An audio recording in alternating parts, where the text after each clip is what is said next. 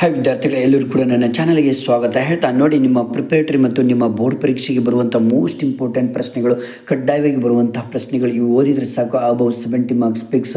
ಯಾರೂ ಕೂಡ ನೆಗ್ಲೆಕ್ಟ್ ಮಾಡಲಿಕ್ಕೆ ಹೋಗಬೇಡಿ. ಈಗಲೇ ಸಬ್ಸ್ಕ್ರೈಬ್, ನಿಮ್ಮ ಫ್ರೆಂಡ್ಸಿಗೆ ಶೇರ್ ಮಾಡಿ. ಇದು ತುಂಬ ಕಡ್ಡಾಯವಾಗಿರುವಂತಹ ಪ್ರಶ್ನೆಗಳನ್ನು ಇಲ್ಲಿ ಕೊಡ್ತಾ ಇದ್ದೇನೆ. ಮೊದಲು 10 ಅಂಕದ ಪ್ರಶ್ನೆಗಳು ಮೋಸ್ಟ್ ಇಂಪಾರ್ಟೆಂಟ್ ಇಲ್ಲಿದೆ ನೋಡಿ. ಏಕತೆ ಎಂದರೇನು? ಭಾರತದ ಏಕತೆಯ ಸ್ವರೂಪವನ್ನು ವಿವರಿಸಿರಿ. ಇದು ಭಾಳ ಇಂಪಾರ್ಟೆಂಟು ನೋಡಿ. ಇದರಲ್ಲಿ ಯಾವುದೆಲ್ಲ ಪಾಯಿಂಟ್ಸ್ಗಳು ಬರ್ತವೆ ವಿತ್ ಆನ್ಸರ್ಸ್ ಕೂಡ ಇದೆ. ಯಾರೂ ಕೂಡ ನೆಗ್ಲೆಕ್ಟ್ ಮಾಡಬೇಡಿ. ನಿಮ್ಮ ಬೋರ್ಡ್ ಪರೀಕ್ಷೆಗೆ ಎಷ್ಟರ ಮಟ್ಟಿಗೆ ನೀವು ಕೀ ಉತ್ತರಗಳನ್ನು ಬರೀಬೇಕು ಅನ್ನೋದು ಕೂಡ ಇಲ್ಲಿ ಮಾದರಿ ಕೂಡ ಕೊಟ್ಟಿದ್ದಾರೆ. ಇಷ್ಟೇ ಬರೆದ್ರೆ ಸಾಕು, ಔಟ್ ಮಾರ್ಕ್ಸ್ ಬರುತ್ತೆ ನೋಡಿ. ಫಸ್ಟ್ ಪಾಯಿಂಟ್, ಪ್ರಾಂತೀಯ ಏಕತೆ ಅಥವಾ ಭೌಗೋಳಿಕ ಏಕತೆ. ಈ ಪಾಯಿಂಟ್ ಇರಲೇಬೇಕು. ಏಕತೆ ಎಂದರೇನು? ಭಾರತದ ಏಕತೆಯ ಸ್ವರೂಪವನ್ನು ವಿವರಿಸಿರಿ. 10 ಮಾರ್ಕ್ಸಲ್ಲಿ ಬಂದರೆ. ಭಾಷಾ ಏಕತೆ 2ನೇ ಪಾಯಿಂಟ್ ಇರಬೇಕು. ಅದಕ್ಕೆ ಈ ಥರ ಎಕ್ಸ್ಪ್ಲೇನ್ ಇರಬೇಕಾಗತ್ತೆ. ನೆಕ್ಸ್ಟು ಧಾರ್ಮಿಕ ಏಕತೆ 3ನೇ ಪಾಯಿಂಟ್ ಇದು. ನೆಕ್ಸ್ಟ್ ಬಂದುಬಿಟ್ಟು ಸಾಂಸ್ಕೃತಿಕ ಏಕತೆ, ಈ ಒಂದು ಪಾಯಿಂಟ್ ಇರಬೇಕು. ನೆಕ್ಸ್ಟು ಪರಿಶಿಷ್ಟ ಪಂಗಡಗಳ ಸಮಸ್ಯೆಗಳನ್ನು ವಿವರಿಸಿರಿ. ಇದು ನೆಕ್ಸ್ಟು ಇಂಪಾರ್ಟೆಂಟ್ ಪ್ರಶ್ನೆ. ಇದರಲ್ಲಿ ಪಾಯಿಂಟ್ಸ್ಗಳು ಭೌಗೋಳಿಕ ಪ್ರತ್ಯೇಕತೆ, ಸಾಂಸ್ಕೃತಿಕ ಸಮಸ್ಯೆಗಳು ಇರಬೇಕು, ಸಾಮಾಜಿಕ ಸಮಸ್ಯೆಗಳು, ಆರ್ಥಿಕ ಸಮಸ್ಯೆಗಳು, ಬುಡಕಟ್ಟು ಜನರ ಭೂಮಿ ಅನ್ಯರಿಗೆ ಹಸ್ತಾಂತರವಾದ ಸಮಸ್ಯೆ, ಸಾಲ ಬಾಧೆ ಅಥವಾ ಋಣ ಬಾಧೆ, ಅರಣ್ಯ ಕಾರ್ಯಾಚರಣೆಗಳಲ್ಲಿ ಬುಡಕಟ್ಟು ಜನರ ಶೋಷಣೆ ಇವೆಲ್ಲವೂ ಕೂಡ ಇರಬೇಕಾಗುತ್ತೆ. ಹಿಂದುಳಿದ ಬೇಸಾಯ ಪದ್ಧತಿಗಳು, ಶೈಕ್ಷಣಿಕ ಸಮಸ್ಯೆಗಳು, ಆರೋಗ್ಯ ಸಮಸ್ಯೆಗಳು ಇವೆಲ್ಲವೂ ಕೂಡ ಇರಬೇಕಾಗುತ್ತೆ. ರೈತರ ಆತ್ಮಹತ್ಯೆಯನ್ನು ತಡೆಗಟ್ಟಲು ಸರ್ಕಾರ ಕೈಗೊಂಡ ಇತ್ತೀಚಿನ ಕ್ರಮಗಳನ್ನು ವಿಶ್ಲೇಷಿಸಿ.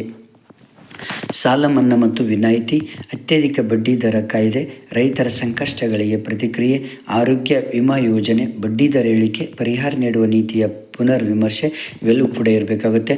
ಮಾಹಿತಿ ಸೌಲಭ್ಯ, ಬೆಳೆ ವಿಮೆ, ಬಿತ್ತನೆ ಬೀಜದ ಮೇಲಿನ ಸಬ್ಸಿಡಿ, ಜಲಾನಯನ ಅಭಿವೃದ್ಧಿ ಕಾರ್ಯಕ್ರಮಗಳು, ಮಾರುಕಟ್ಟೆಯಲ್ಲಿ ಮಧ್ಯಪ್ರವೇಶ ಯೋಜನೆ ಪರ ಪುನರ್ ವಿಮರ್ಶೆ, ಕೃಷಿ ಸಂಶೋಧನೆಗೆ ಆದ್ಯತೆ ಇವೆಲ್ಲವೂ ಕೂಡ ಇರಬೇಕಾಗತ್ತೆ. ಓಕೆನಾ. ನೆಕ್ಸ್ಟ್ ಇಂಪಾರ್ಟೆಂಟ್ ಇನ್ನೊಂದು ಪ್ರಶ್ನೆ ಇದೆ ಇಲ್ಲಿ. Okay, next fill in the blanks ನೋಡೋಣ.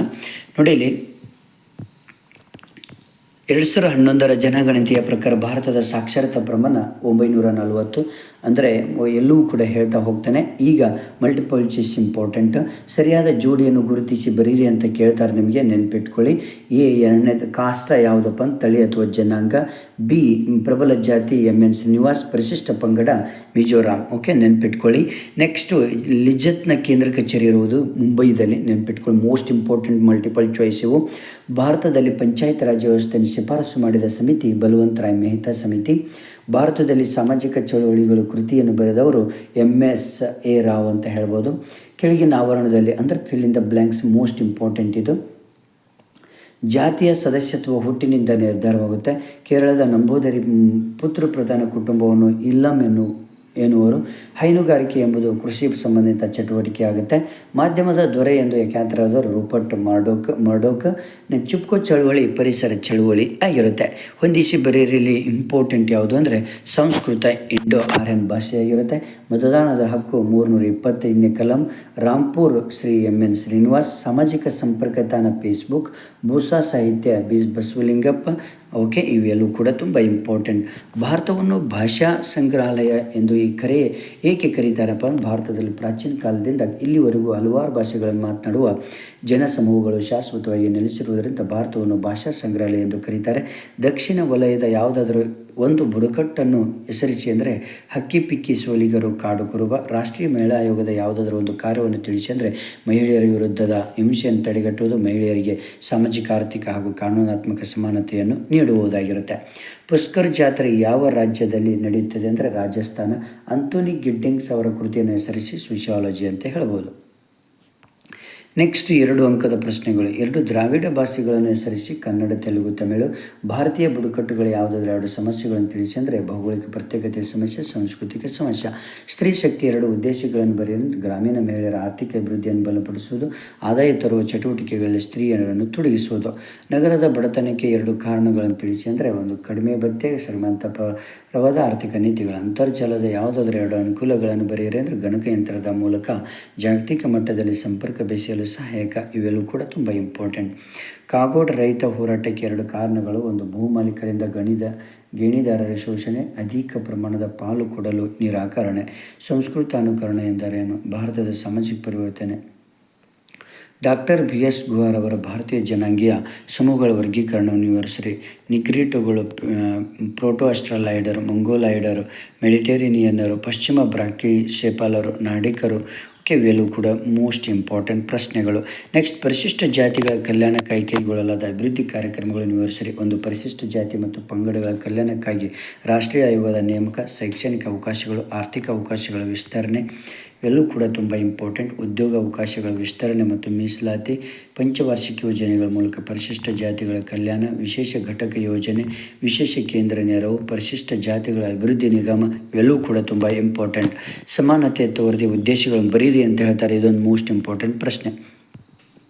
ನೆಕ್ಸ್ಟು, ಅವಿಭಕ್ತ ಕುಟುಂಬದ ಯಾವುದಾದ್ರೂ 5 ಲಕ್ಷಣಗಳನ್ನು ಬರೀರಿ ಅಂತಾರೆ. ಒಂದು, ಪೀಳಿಗೆಗಳ ಸಮಾವೇಶ, ಸಾಮಾನ್ಯ ಮನೆ ಅಥವಾ ವಾಸಸ್ಥಳ, ಸಾಮಾನ್ಯ ಅಡುಗೆ ಮನೆ, ಸಾಮಾನ್ಯ ಧಾರ್ಮಿಕ ಕ್ರಿಯಾವಿಧಿ, ಸಾಮಾನ್ಯ ಆಸ್ತಿ ಹಕ್ಕು ಬಾಧಿತು. ಇಷ್ಟೇ ಪಾಯಿಂಟ್ಸ್ಗಳು ಬರಬೇಕಾಗತ್ತೆ. ನೆಕ್ಸ್ಟು, ಕರ್ತನ ಅಧಿಕಾರ, ಪೂರ್ವಯೋಜಿತ ವಿವಾಹಗಳು, ಅತಿಯಾದ ಸಂತತಿ ಇವೆಲ್ಲವೂ ಕೂಡ ಬರ್ತದೆ. ಓಕೆ, ನೆಕ್ಸ್ಟು, ನರಸಿಂಗ್ನವರ ಪಿತೃಪ್ರಧಾನ ವಿಭಕ್ತ ಕುಟುಂಬವನ್ನು ವಿವರಿಸಿರಿ ಅಂದರೆ ಈ ರೀತಿಯಲ್ಲಿ ನೀವು ಬರೀಬೇಕು. ಇಷ್ಟು ಆನ್ಸರನ್ನು ಬರೀಬೇಕಾಗತ್ತೆ. ನೆಕ್ಸ್ಟ್, ವಿಶ್ವ ಬ್ಯಾಂಕ್ ಪ್ರಕಾರ ಭಾರತದ ಗ್ರಾಮೀಣ ಬಡತನ ಕಾರಣಗಳನ್ನು ಬರೆಯಿರಿ ಅಂದರೆ ಇಲ್ಲಿ ಇಷ್ಟು ಬರಬೇಕಾಗುತ್ತೆ. ಸಮೂಹ ಮಾಧ್ಯಮದ ಕಾರ್ಯಗಳನ್ನು ವಿವರಿಸಿರಿ. ಇಷ್ಟು ಆನ್ಸರ್ಸ್ಗಳು ಬರಬೇಕು. ಇಷ್ಟು ಪಾಯಿಂಟ್ಸ್ಗಳು ಅದರಲ್ಲಿ ಬರಲೇಬೇಕಾಗುತ್ತೆ. ರೇಡಿಯೋ ಕುರಿತು ಟಿಪ್ಪಣಿ ಬರೆಯಿರಿ ಅಂತ ಹೇಳ್ತಾರೆ. ಇದರಲ್ಲಿ ಭಾರತದಲ್ಲಿ ಆಧುನಿಕ ಪ್ರಕರಣ ವಿವರಿಸಿರಿ ಅಂತ ಹೇಳ್ತಾರೆ. ಇಷ್ಟು ಒಂದು ಆರ್ಥಿಕವಾಗಿ, ರಾಜಕೀಯವಾಗಿ, ಸಾಂಸ್ಕೃತಿಕ ಇಷ್ಟು ಪಾಯಿಂಟ್ಸ್ಗಳು ಬರಬೇಕಾಗುತ್ತೆ. ನೆಕ್ಸ್ಟ್, ಸಾಮಾಜಿಕವಾಗಿ ಪಾಯಿಂಟ್ಸ್ ಬರಬೇಕು. ನೆಕ್ಸ್ಟು 10 ಅಂಕದ ಪ್ರಶ್ನೆಗಳು. ಕರ್ನಾಟಕದ ಜನಸಂಖ್ಯಾ ಚಿತ್ರಣವನ್ನು ವಿವರಿಸಿರಿ. ಮೋಸ್ಟ್ ಇಂಪಾರ್ಟೆಂಟ್ ಇದು. ಕರ್ನಾಟಕದ ಜನಸಂಖ್ಯಾತ್ರ ಮತ್ತು ಬೆಳವಣಿಗೆ ಪಾಯಿಂಟ್, ಗ್ರಾಮನಗರ ಜನಸಂಖ್ಯೆ, ಕರ್ನಾಟಕದ ಲಿಂಗಾನುಪಾತ, ಕನ್ನಡದ ಜನಸಾಂದ್ರತೆ ಇಷ್ಟು ಪಾಯಿಂಟ್ಸ್ಗಳು ಬರಬೇಕಾಗತ್ತೆ. ನೆನ್ಪಿಟ್ಕೊಳ್ಳಿ. ಜಾತಿಯನ್ನು ವ್ಯಾಖ್ಯಾನಿಸಿ, ಜಾತಿಯ ಸಾಂಪ್ರದಾಯಿಕ ಲಕ್ಷಣಗಳನ್ನು ವಿವರಿಸಿರಿ. ಇದೊಂದು ಕೂಡ ತುಂಬ ಇಂಪಾರ್ಟೆಂಟ್. ಜಾತಿ ಸಮಾಜದ ಹೋಳದ ಭಾಗವಾಗಿದೆ. ಏಕಶ್ರೇಣಿಯುತವಾದದ್ದು. ಆಹಾರ, ಸಾಮಾಜಿಕ ಸಂಸರ್ಗಗಳಿಗೆ ಸಂಬಂಧಿಸಿದ ನಿಬಂಧಗಳು, ನಾಗರಿಕ ಅನರ್ಹತೆಗಳು, ಧಾರ್ಮಿಕ ಅನರ್ಹತೆಗಳು, ವೃತ್ತಿ ಸಂಬಂಧಿತ ನಿರ್ಬಂಧಗಳು, ವೈವಾಹಿಕ ನಿರ್ಬಂಧಗಳು, ಸಾಮಾಜಿಕ ಅನರ್ಹತೆಗಳು ಮತ್ತು ನಿರ್ಬಂಧಗಳು. ಭಾರತದ ನಗರಗಳ ಸಮಸ್ಯೆಗಳನ್ನು ಸಂಕ್ಷಿಪ್ತವಾಗಿ ವಿವರಿಸಿರಿ. ಇವೆಲ್ಲವೂ ಕೂಡ ತುಂಬ ಇಂಪಾರ್ಟೆಂಟ್ ಪ್ರಶ್ನೆಗಳು ಬರ್ತದೆ. ಓಕೆನಾ. ಸ್ವಾತಂತ್ರ್ಯ ನಂತರ ದಲಿತ ಚಳುವಳಿ ಇದೊಂದು ಪ್ರಶ್ನೆ ಬರುತ್ತೆ, ನೆನ್ಪಿಟ್ಕೊಳ್ಳಿ. ಇಷ್ಟು ಇಂಪಾರ್ಟೆಂಟ್ ಪ್ರಶ್ನೆಗಳು ನಿಮ್ಮ ಫ್ರೆಂಡ್ಸಿಗೆ ಶೇರ್ ಮಾಡಿ, ಹಾಗೆ ನನ್ನ ಚಾನಲನ್ನು ಸಬ್ಸ್ಕ್ರೈಬ್ ಮಾಡಿ. Okay, thank you friends, thank you.